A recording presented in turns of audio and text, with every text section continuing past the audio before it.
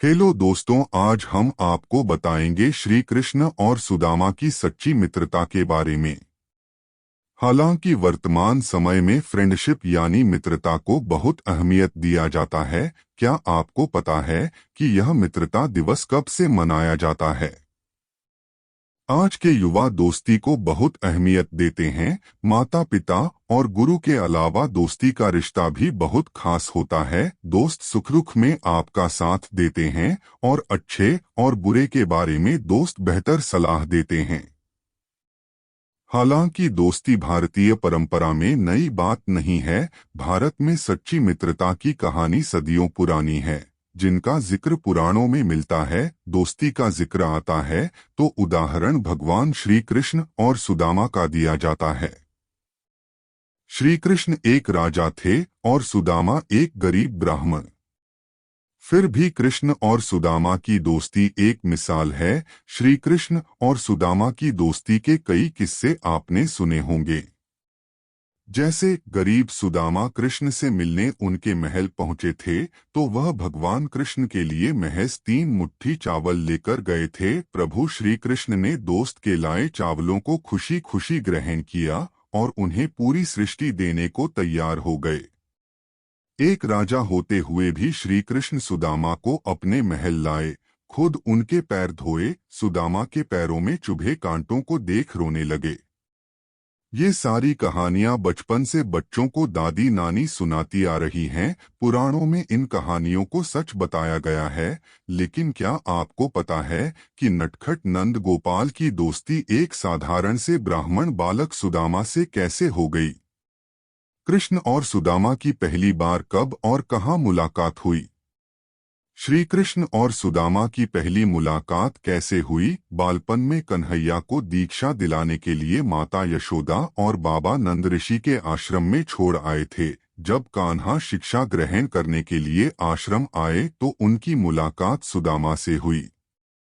आश्रम में जात पात अमीर गरीब का अंतर नहीं होता। राज परिवार में जन्मे कन्हैया की दोस्ती ब्राह्मण परिवार में पैदा हुए सुदामा से हो गई। वक्त के साथ ये मित्रता इतनी घनिष्ठ हो गई कि पूरी दुनिया में कृष्ण सुदामा की दोस्ती का गुणगान किया जाता है। शिक्षा दीक्षा पूरी होने के बाद भगवान कृष्ण राजा बन गए और सुदामा अधिक गरीब और बुरी आर्थिक स्थिति में आ गए। कृष्ण और सुदामा के गुरु का नाम आश्रम से शिक्षा लेने के बाद श्री कृष्ण मथुरा आ गए और बाद में द्वारका के राजा बनकर वहीं बस गए। सुदामा भी आश्रम से शिक्षा दीक्षा के बाद अपने ग्राम अस्मावतीपुर, जो वर्तमान में पोरबंदर हैं, आ गए और भिक्षा मांगकर अपने परिवार का पालन पोषण करने लगे। कहा जाता है कि सुदामा एक दिन में सिर्फ 5 घरों से ही भिक्षा मांगते थे। अगर इन घरों से कुछ मिल जाता तो परिवार का पेट भर जाता, वरना भूखे ही सोना पड़ता। उनकी दरिद्रता बहुत अधिक बढ़ गई तो सुदामा की पत्नी सुशीला ने उन्हें द्वारका के राजा यानी सुदामा के मित्र श्री कृष्ण से मदद मांगने को कहा।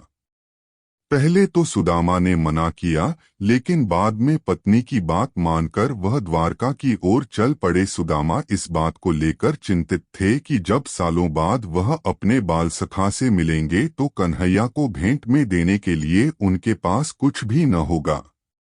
सुदामा की पत्नी ने इस बात को समझते हुए पड़ोस के घर से कुछ मुट्ठी चावल मांगकर पोटली बनाकर सुदामा को दे दी। जब वह नंगे पग और तन ढकने के लिए फटी धोती पहन कृष्ण के महल के सामने आए और द्वारपाल से कहा कि वह केशव के मित्र हैं, तो हर कोई उन पर हंसने लगा।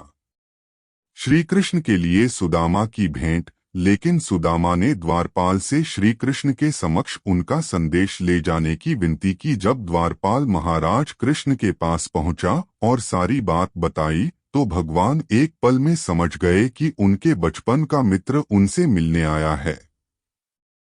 बिना मुकुट लगाए नंगे पैर सुदामा से मिलने पहुंचे और उन्हें देखकर गले लगा लिया। 2 मित्र सालों बाद एक राजा और गरीब ब्राह्मण के रूप में एक दूसरे मिले, लेकिन उनके दिल में एक दूसरे के लिए असीम स्नेह था।